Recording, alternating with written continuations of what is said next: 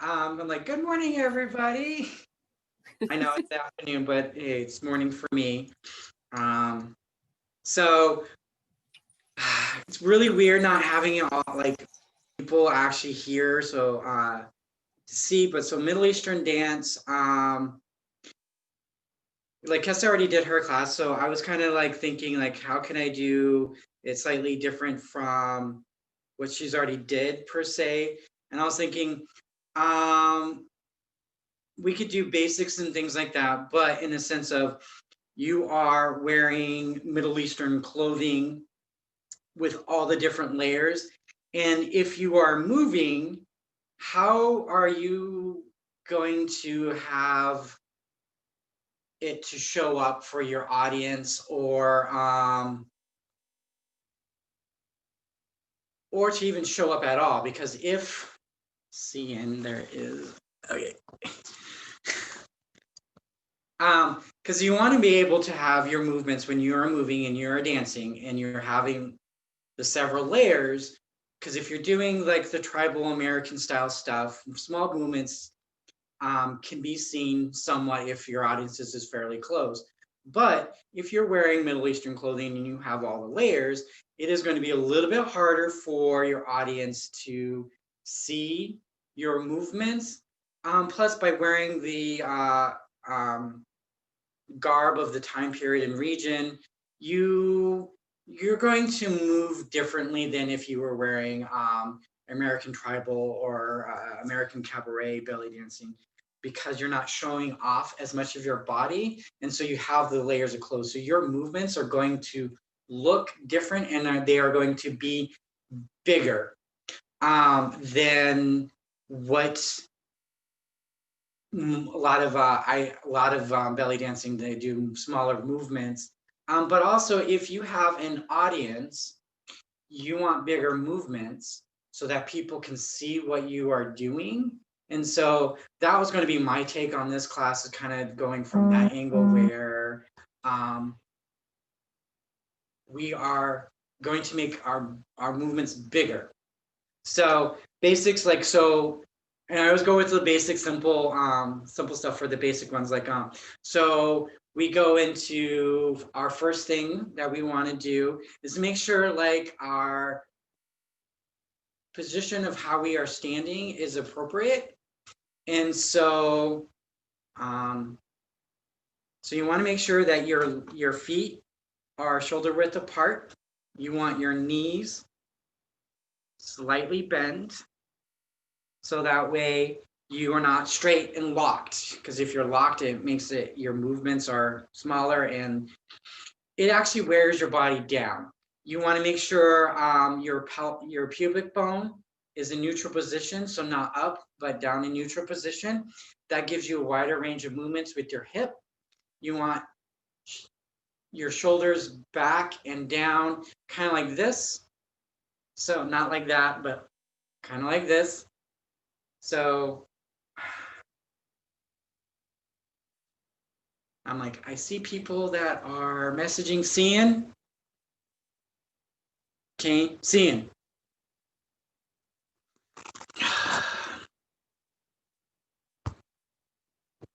So I am, if you're doing chats, I won't be able to see them. So until the end, so because I'm going to keep trying to go through all this. So hopefully Cian's watching that, and that if he can verbalize any questions that you guys have in while we're going on, that way I can answer the questions. Hopefully Cian is listening to this part. So neutral position, getting ready. You want a neutral position, knees slightly bent, feet shoulder width apart, shoulders back, pubic bone in neutral position. So instead of up, you want to drop it down, which frees up your lower back and your hips, gives you a wider range of movement, which if you want bigger movements, you definitely want your hips to be able to move that. So if your pubic bone is up, drop it back down into neutral position. So that way you can get a larger range of motion with your hips. So that is the beginning part of your stance of where you want to start from. Hands, generally speaking, I would always say put them on your hips so you can feel how your hips are moving. Because you just don't want them like off to the side. You kind of want them here, or you want them up off to the side. But this gets tiring, especially if you're not used to having your hands and arms up like this on a regular basis. So having them up onto the side like this is perfectly good. Again, the advantage when you're first learning is that you can feel your hips movement, and that helps connect muscle memory with your brain about how you're moving, because you're able to feel your hips move. And then as you continue to learn and practice, it becomes muscle memory, and the more feedback that you give to your brain, the better off you'll be in the end. Okay, so we're gonna kind of do like one of the basic movements that are most people are familiar and relatively easy, is doing a circle. And I generally have start out like 3 different circles: a small, medium, and large circle. And there's a bunch of other different types of circles that you can do on top of that, but for beginning purposes, we're gonna just do like the 3 of them. And so small, like I said, you're wearing all the layers of garb. So when I'm talking about small, it is literally, you want to be able to see the movement of your circle with all of the clothes that you have. So some people are like doing small and they'll do this, which you barely can see. You can kind of, I see on the video, you can kind of see this, and they do this and this, and they consider this a small. And I'm like, no, with your garb and everything like that, this will be kind of more like a microscopic circle. So you want to make it bigger. And when you're doing your circles, you want your hips to be flat. You want to keep them flat as much as possible. And you're leading with your hips. Your legs here, they guide the motion, but the movement should really be coming from your hips. So when you're moving your hips in a circle, it should be from the hips and not your legs. Your legs will follow your hips around. They guide the motion, but the motion should really be coming from your hips.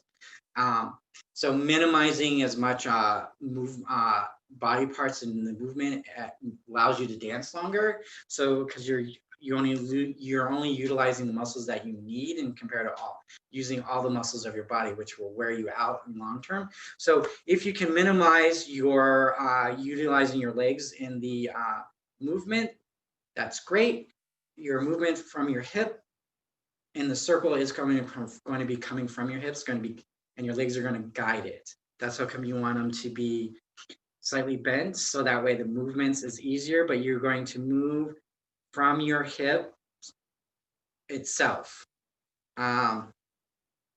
So, I know we call it like belly dancing, but if you really think about it, your hips are the ones that are doing a lot of the work, and these muscles the small muscles along here, and the glutes in the back are what are really going to do a lot of the movement and a lot of the work at first. But at first, a lot of people will bring in their legs to help support the movement, but really, as you get along and you begin to separate the muscles that you need, or that you're actually using, it will be all of the muscles along the hip region. So again, circle, knees slightly bend, put your hands on your hips so that way you can feel your movement. And we're going to do small. So my things are, I try to exaggerate to kind of show off what I'm doing. So this is like exaggeration, but I don't want to go this far, because this far is more like when I do get ready to do a big one. So, but here I move my hip out to the side so I can begin, so you can see, so I can begin the circle.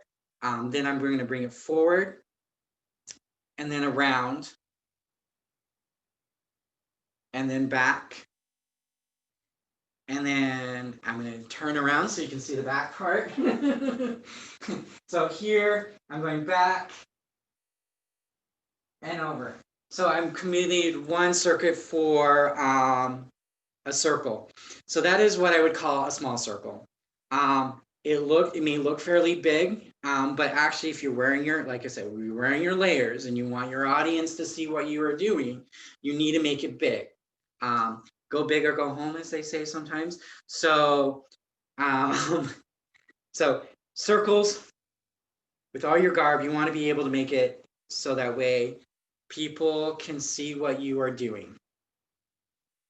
I always I have my hands here, and then, but if you don't know what you're doing to do with your hands, you can always leave them on your hips. But when I'm like doing circles, I'll have my hands here and I will move them around to entertain.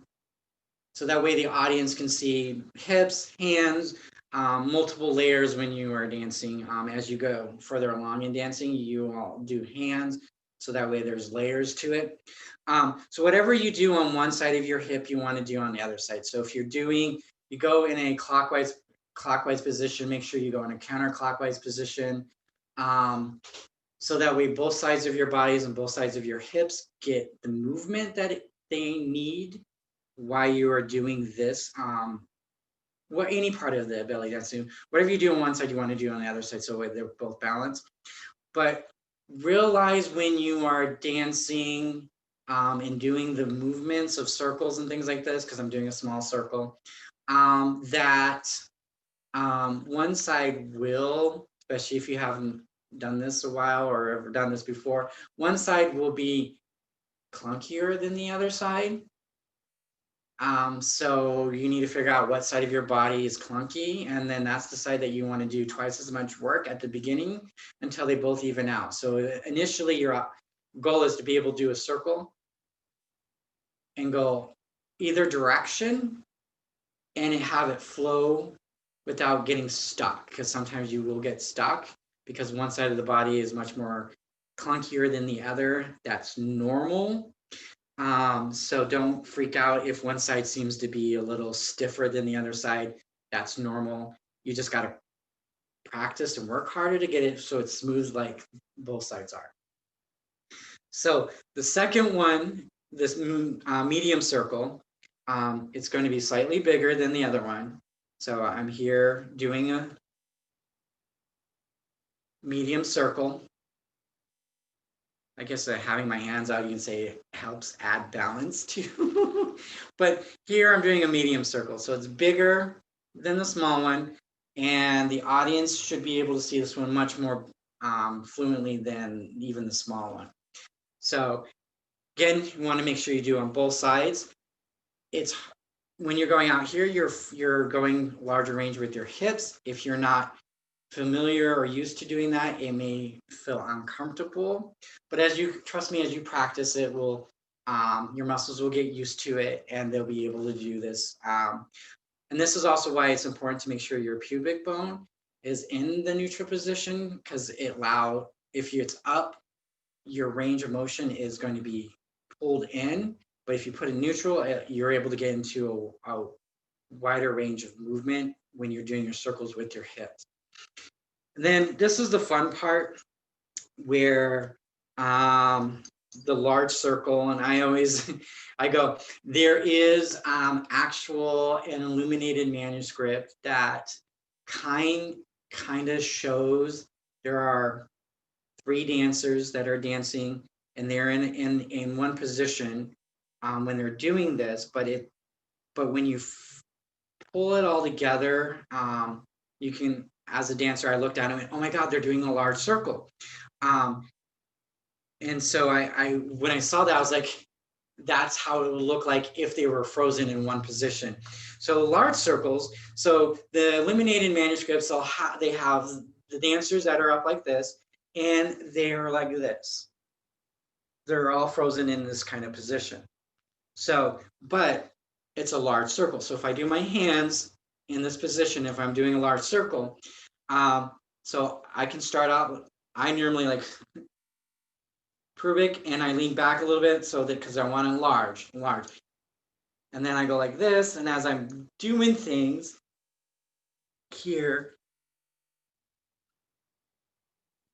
and so that's a large circle.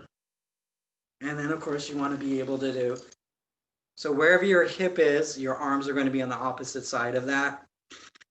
And of course, as you go back, and so there's an illuminated manuscript of several dancers that are doing that. And I went, oh my God, they're doing large circles. Because the only way you can do that is if you get the full range of your hips. And so I can document large circles.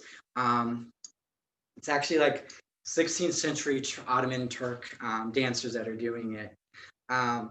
So document large circles in that sense, but they're using the full range of their body.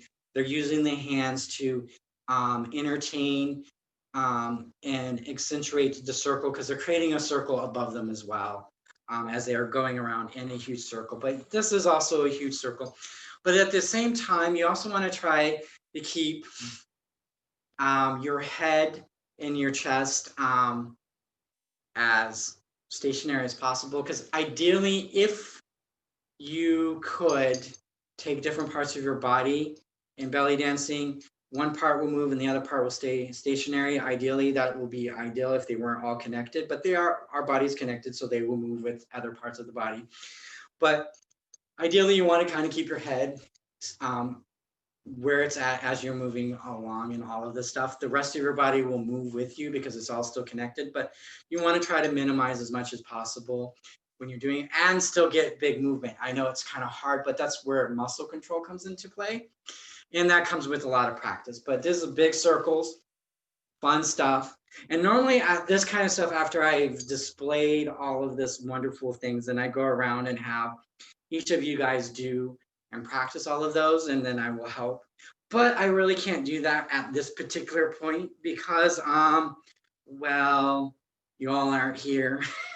So, because what I would do is try to get you guys to move and see how you guys are moving, correct anything, but I really can't body mechanics for that. But remember, at any time that you feel that you're off or anything like that, start back into neutral position, back into starting position where feet are shoulder width apart, knees bent, and shoulders off to the side. You can put your like hands on hips, which helps keeps your shoulders here off to the side instead of like this. So if you ever get tired or you need to kind of don't know where you're at, you can always go back to neutral position. Let's see. So the next kind of thing that go into is in that whole thing is a figure eight type thing. And so your hips create the figure eight on the ground. So if you take your fingers, they're like crayons, markers, pencils, whatever your writing utensil that you may use, you can put them on your hips, point them down, and on your hips, your fingers will kind of create a figure eight as your hips make it on the ground. So there's figure eights on the ground, and then that's what I will eventually show you. But there's also figure eights that you can do, like if there's a wall over here with your hips, you can create a figure eight on the wall. And then there's also an internal figure eight that you do inside your body. It's called a Maya for some people. That creates a figure eight inside your body. But for this class, we'll just work do the one figure eight that we're creating on the ground, because there's like doing the figure eight on the ground and then doing the figure eight on the wall at the same time is something that you can do eventually, but we're going to want to look at just a figure eight. So again, take your hands, your pointers, put them on your hips, so that way you can go, okay, I can see kind of, and to visualize where your fingers are at and visualize drawing a figure eight on the ground. So what I tend to do is, this is my right side, so I take my right hip, I kind of start in the back here, and then I bring it forward to the front, slightly, my body is twisted a little. From here, this hip will slide through my body. So I'm here, I'm going to go across through my body to the back here on my left side here. So now I'm on the left back side. Then this hip goes forward, my body slightly turned. And then from here, I will slide it through my body to the back. And eventually, as I continue to do this, it will create a figure 8 as I'm doing that. So again, we'll start again. I start with my right hip. I bring it forward. My body's slightly twisted here. My hips will go through my body. They won't go around. A lot of people will have issues of trying to do bringing their hip around to get here. You don't really have to do that. Just slide it through across. And basically you're creating an X in the middle where the infinity sign will go. So you go across. I'm over here on the left, back here, and then I'm going to bring it forward, go across, then back through my body, and then I'm back in starting position. So this is like what, or some people would say, forward figure 8. Again, but make sure you're able to do it from both sides of your body, and whatever side is clunky is kind of where you want to do most of the work on. So sometimes I'll start here, left, and go forward.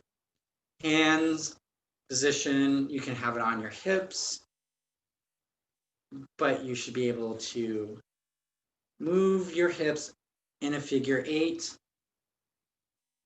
When you do that drawing board, so let's see, figure 8.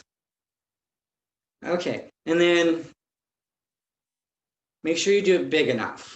So this is a small, you can do small, but make sure you do it big so that way you can get all of your layers of garb to move. And so that way your audience and can see what you're doing with all of your layers of clothes. Let's see. Okay. Now okay. So we got our layers. Trying to wear all the layers. I got the boots, the belt. Okay. Figure 8, circles, those are generally, so we can go back to the circles and because generally the figure 8s and the circles are slow to medium movements that you're doing. But one of the things that you could do with a circle that can go faster is kind of like a bounce. Because we're not, it's not quite like a shimmy, but it's more of a bounce. So the bounce that you can get is if you slightly lift your heels up off the ground, probably about that much off the ground. So not a whole lot, so that a lot more of the weight is on your front of your feet. That way you can do this, up and down, relatively easy. So when you can go back to our circles, you can start your circle. And as you're doing your circle, when you're doing a fast beat, you can bounce with your circle. So it allows you to do a faster movement with your circle. So the circle's still going relatively slow, but your bounce gives it, you can keep time with a faster beat. So that way you are learning more of a faster beat when you're going, so you're not always stuck with a slow one, but you don't have to always go fast because you can do slow bounce as you're going around. So the next thing I try to get people to do, especially when we're trying to go into a faster thing, is a shimmy. Roughly, and I'm like trying to figure out how to do a shimmy, how to get people to do a shimmy on the Zoom. So I'm all like, So a shimmy, there's kind of like three different ways of doing a shimmy. There's the hip shimmy where the small muscles are off to the side of the hips here. These muscles here along here, they pull your hip and they go like this with your hip. They rock it up and down, up and down, and up and down. Quick, small, rapid movements. Your shimmy is not coming from your legs. Your legs should move up and down because your hip is moving up and down, but they're guiding the motion of the shimmy. So those muscles that I showed you, those are the ones that are doing all of the work for the shimmy, for that type of shimmy, because they're going like this really fast, like pistons. And then your knees are going up and down because your hips are going up and down really quick. And it's more like a piston as you're going like that. And that's one type of shimmy, of how to do a shimmy. The other one, I call it the washing machine shimmy, because your hip go like this, back, forth, back, forth, back, forth. So more like this. So they go like this. And again, these muscles, the hip muscles, are moving, and your knees and legs are staying relative state. But your hips are going like this, back and forth, back and forth. So it kind of reminds me of the agitator in the washing machine. So that's why I call it the washing machine shimmy, because your hips are doing that when you're doing the shimmy. So that's the second type of shimmy. And then the other one that you can do for a shimmy really is the glutes. And that is taking the glutes and you're tightening one. And then as you're releasing it, you're beginning to tighten the other one. So you're going back and forth with that. So you tighten. That one seems to be harder for me and a lot of other people. But if your body can do that one, perfectly legit. And that's why I showed 3 of them, because whatever your body can do out of those 3, that's the one that you want to do, because you get to do the shimmy and have fun with it. So experiment with each of them and kind of figure out which one your body can do to get the shimmy. Because basically shimmy is, that one's harder to do, and I don't know. So I walk with my shimmy. So that way, for me, I walk with it and I bounce with my shimmy. So that way I can get the movement, but shimmy,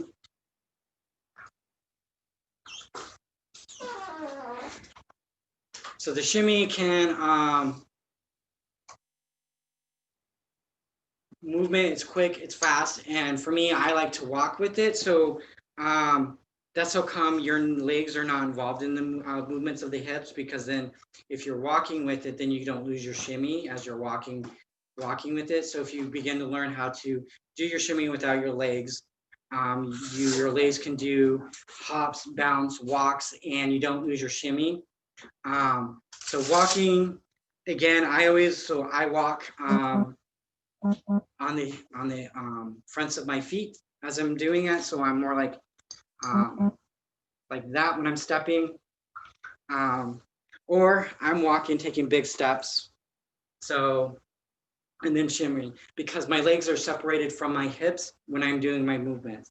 And so that's the end goal of the whole thing, is that you want your hips muscles separated from the leg muscles when you're moving and stuff like that. So that way you can do both simultaneously and doesn't short circuit. That was my naked apprentice who had to go somewhere else. Yeah, pants on. No, S-C-A-Y, so just naked. So let's see. Then we got hands. We get into hands. I've already kind of talked a little bit about hands already. So hands, a lot of people really don't know what to do with hands. So that's why I always you can keep them on your hips if you don't know what to do with them. If you have them out here, that's fine. But eventually you might get tired, so you can bring them back down to your hips. So placement of hands. There are some things that you can do with hands that are relatively easy for beginning part of it. So the thing called classic hands is generally how it's called. So classic hands, what we'll start with that. So one hand will go up. If it's up flat, if it's flat against the wall, then your other hand will be down. Your wrist will also be flat, and you're gonna kind of in the middle of your body. And then as one will, one with the wrist will go up as the one will go down. And then when you get to your full length, you're going to flip and switch.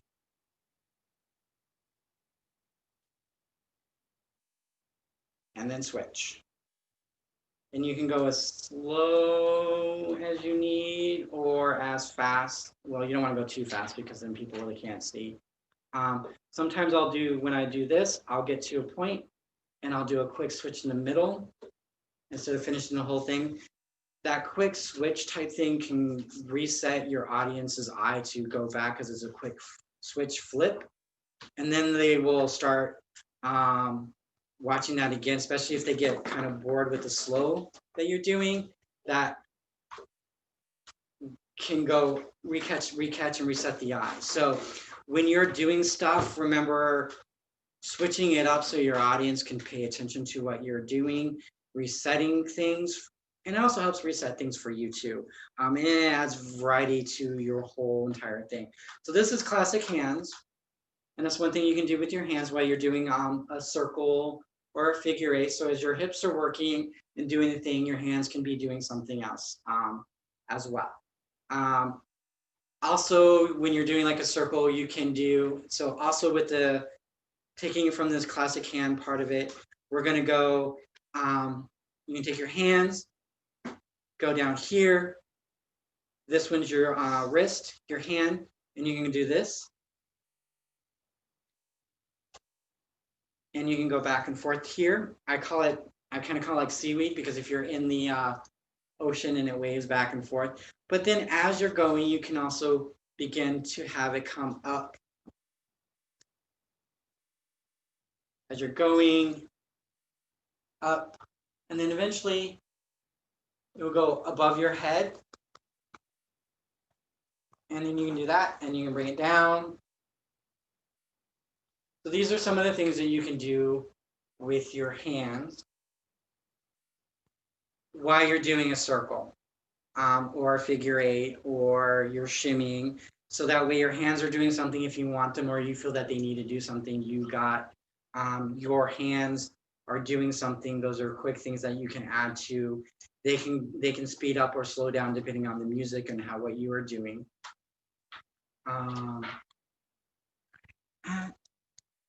Just making sure time. I get that. So let's see. Normally I would have questions and stuff like that. So is there any questions that we have from anybody at this point?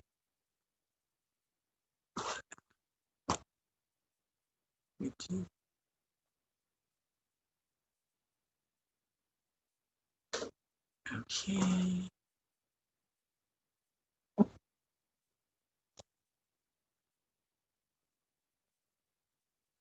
Okay, manuscript. I will have to look that. I would have to get that up. So for the manuscript stuff, because there was a question on the manuscript of getting that image. If you basically my name and stuff like that, you are Master Ritchyrd McUath at gmail.com. You can always email me and I can send that image to you. So that way I can share that with you. I do have several other images of period Middle Eastern dancing. I also have period Middle Eastern dancing because one of the things when I first started doing this actually is I got told that men don't do belly dancing. It's not period for them or anything like that. So one of the things as I was going through, I actually I now have several illuminated manuscripts of actually male belly dancers in our time period. So I do have those illuminated stuff. I also have one of the interesting things as I was learning about more period styles of Middle Eastern dance is that there was a period in time, especially in the Ottoman Empire, where women were not legally allowed to do belly dancing in a public venue. Home, that was a safe place, but in a public venue, they weren't allowed to do it. And the only dancers that that were allowed to perform were actually men. So men at one point in history actually did all of the Middle Eastern dance performances in a public venue. But eventually, outside of our time period, even men weren't legally allowed to do belly dancing in a public venue because they considered it was too disruptive. Because the ironic thing, and I found this was very interesting when I learned it, is that like how we're used to sports now, where you have teams and they go, if their team wins or loses, they go right out in the street and stuff like that. So we hear that, especially about soccer. So imagining that happening when rival groups are fighting over belly dancers, whether men or women. When men and women were doing it, they would fight over either one. But they figured, okay, we'll get rid of the women because that may be more disruptive, and so that became illegal. And then, but it's still happening. It was still happening with the men. So eventually, that also became illegal for them. So that was interesting to learn. Is that, and I put in that perspective, like soccer teams and their fans rioting over certain things. So imagining that concept over belly dancers in period, that getting your affection or attention over a belly dancer, that you have that much influence or sway or whatever, that people will riot over who gets the most attention or most time in front of that particular dancer. So goals for a dancer is to, so maybe someday one of my goals might get where I have people rioting over, no, just kidding. But so that's one of the kind of period goals we can always have, is like, maybe if I get so good, and they were wearing clothes like this, they weren't half naked or mostly naked, they were fully clothed, and all you really see is like their face and their hands and stuff like that. That your dancing inspires people to riot in the streets. That's how my thing is, like, goals for period dancing is to inspire people to riot. But this class kind of is like, okay, what kind of things that we can start based off of that. So as we continue to practice and everything like that, we can go into that inspiration in period, where we too can inspire people to burn down cities, to get our attention. So let's see if there's any more additional questions that we had. Yes. There we go. Thank you, Cian. Yes, right. It's long-term goals for dancing. If you are not inspiring people to riot, then maybe we need to continue to practice. But that was just something interesting from a period perspective, is that they would riot over dancers. So I always thought that was inspiring. And it didn't matter what gender you were, because they still did it anyways. And that's why eventually belly dancing became illegal, at least in the Ottoman Empire, for both genders at a particular point in time, is because it was so disruptive to the empire that they had to right, have fans. Yeah, don't encourage them to riot, because I think we've beyond that. But that was just an interesting historical perspective on the whole thing, is that they did that. So generally right here, I would normally go wanting, part of this whole thing was seeing how you guys are doing. So if there's any questions about body mechanics or anything while we're still here. Feel free to unmute yourselves to ask questions. Yeah, totally. Any questions for body mechanics or anything? Could you please show us a nice snake arm for use during slow? Okay, snake arm. So one of the things I gotta tell people is, for me doing that kind of stuff, my shoulders, belly dancing helped with my shoulders, because when I first started doing that, my shoulder would go up to a certain point and it would lock, and then I would lose muscle control and it would drop back down. Yeah, so I had that problem for a while as well too. So doing the snake arms type thing as I was doing this, I persisted and managed to work through it, and it became painful. So if there's a grimacing face on that I have a grimacing face because it maybe has become painful. But so shoulders, arms, I have them out here. I kind of have my hands in a crescent position. So start with your shoulder. So you're going to lift it up on one side. And as you do that, then you're going to begin to lift your elbow. And then as your elbow comes up, and then you're going to begin up to a certain point, and then where your upper part of your arm is kind of even with your shoulder, then you're going to lift up your wrist, and then your elbow is going to drop down, and then you're going to continue the motion all the way out to the tips of your fingers. So let's see, do it on the side. So lift shoulder up, elbow, then wrist, all the way out to the tips of your finger. And then as you're bringing your hands down, you are starting on the other side of your body doing that. So eventually, as I'm doing this and my hands are going, that's coming up.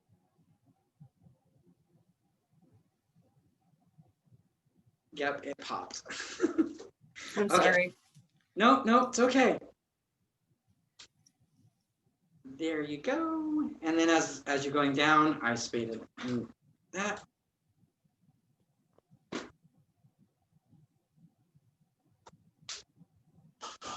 And that's snake arms. You can also try to do it this way.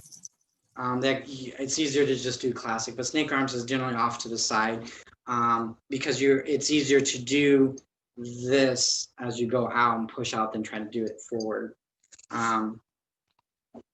So snake arms, it's also a relatively slow movement that you're doing as you're doing it. But then you can also see, so this is where you can kind of do it forward, is when your arms are out like that, like this, where if you want to do it forward, is more of a big circle type thing. So I always have my hands in a crescent type thing, kind of for the crescent moon. That motif fits very well if we haven't noticed. It's a thing that's all over the Middle East, is the crescent moon.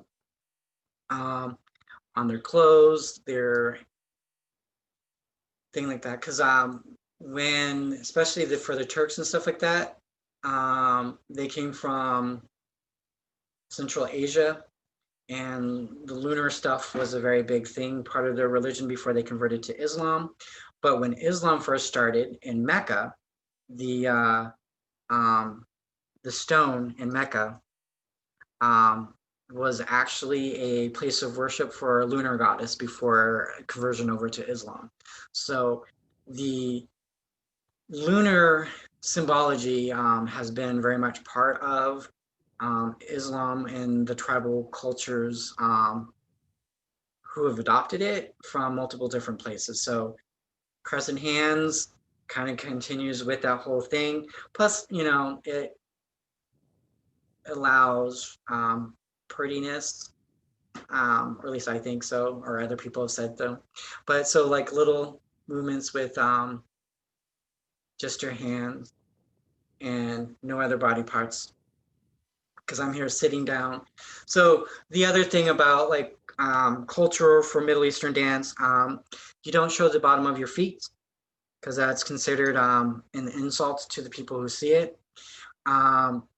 Floor work is something that wouldn't be done in the Middle East because it would be considered sexual and rude and inappropriate.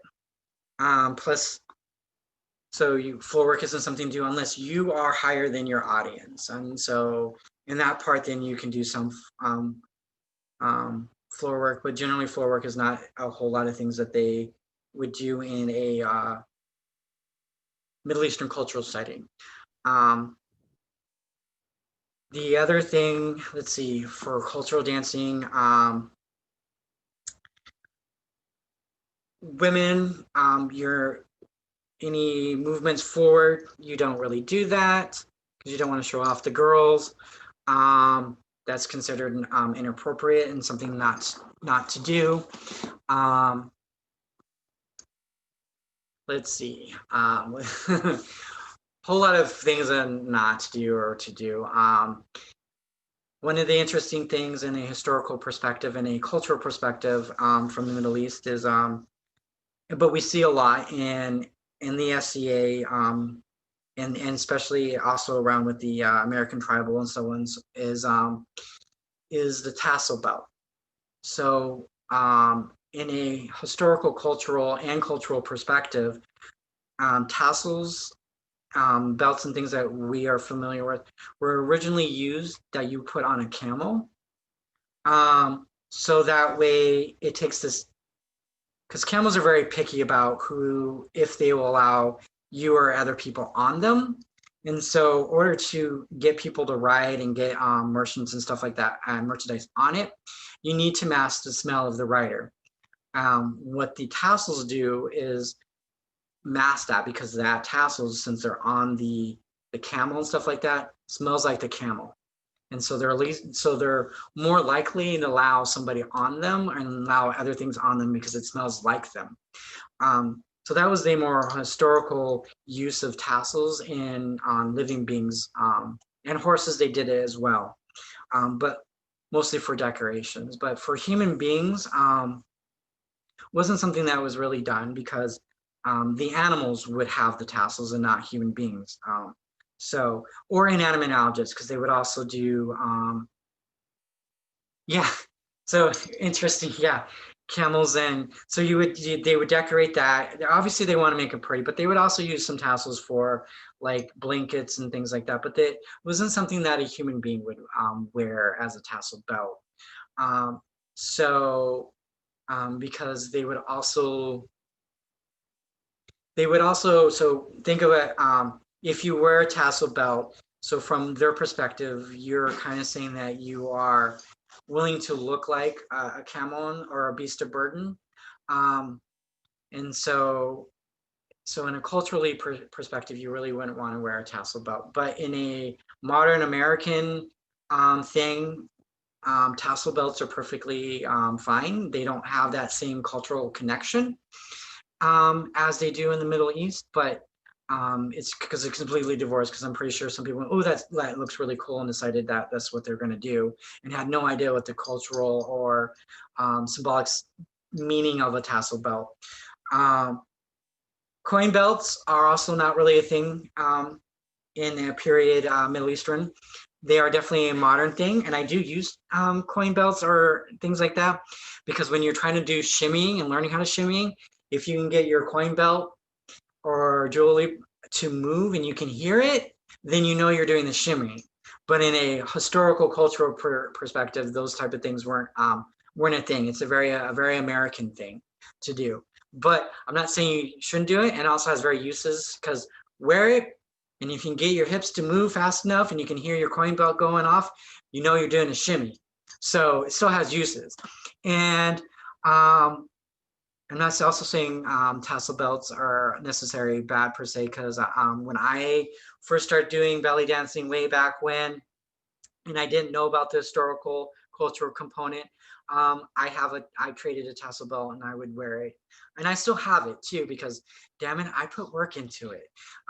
Plus it also shows people that I came from somewhere before I began to learn the historical cultural aspects of Middle Eastern culture and dancing and all of that kind of stuff, which is vastly different. And like I said, your movements, I know that when I started wearing the clothes, I had to move differently. I had to move bigger and put on more of a kind of like more of a show per se, because the clothing demanded that I needed to move differently compared to how I was when I was doing more of the American cabaret ATS stuff. Where the torso was being shown, and so I didn't have to make much of a effort because you can see it.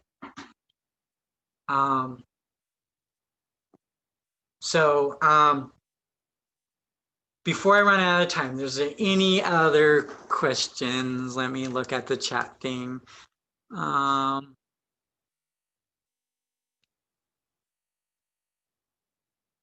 Okay.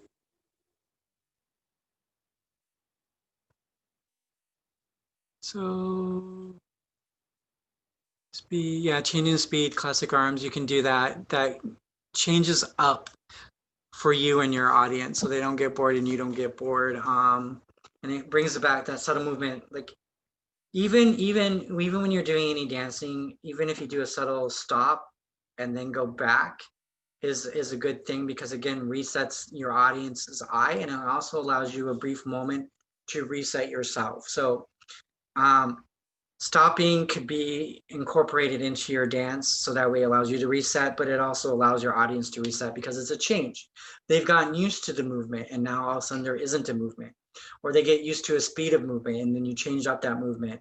So it resets the audience back onto you, and so that they are watching you because you change things up. So don't feel bad if you want to take a small break, a very small break, to reset and to start over again, because that can be part of your actual dancing, because it resets everything, you and your audience, to do that. So even those quick movements, because you were slow and you needed a quick change or even a stop and then start all over again, can be effectively part of your dance.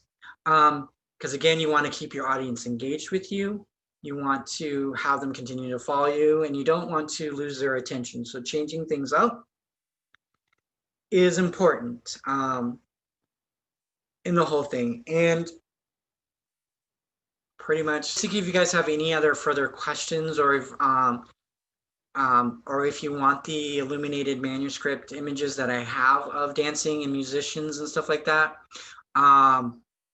go ahead and email me. He put it in the chat thing, so go ahead and email me. I'll be more than happy to send you what I have for information and documentation for stuff. So, but feel free to email me, since we're going to be running out of questions, time for answering questions. So thank you all for attending. I hope you guys learned some stuff. Too bad you guys weren't actually here, because then I can actually like see how you guys are moving and help correct anything that you guys needed to do. But this is what we got for Zoom for now. If you guys are also ever, when we have Estrella War or any for Outlands and stuff like that, when I'm there at Baltimore, come find me and we can talk and we can work on other things. Or if you go to Great Western War in Kaid, I'm also there. So yeah, if you see me at any of the events, please come talk to me. Say, hey, I took your class. I'm willing to learn more. I'd be more than willing to teach some more.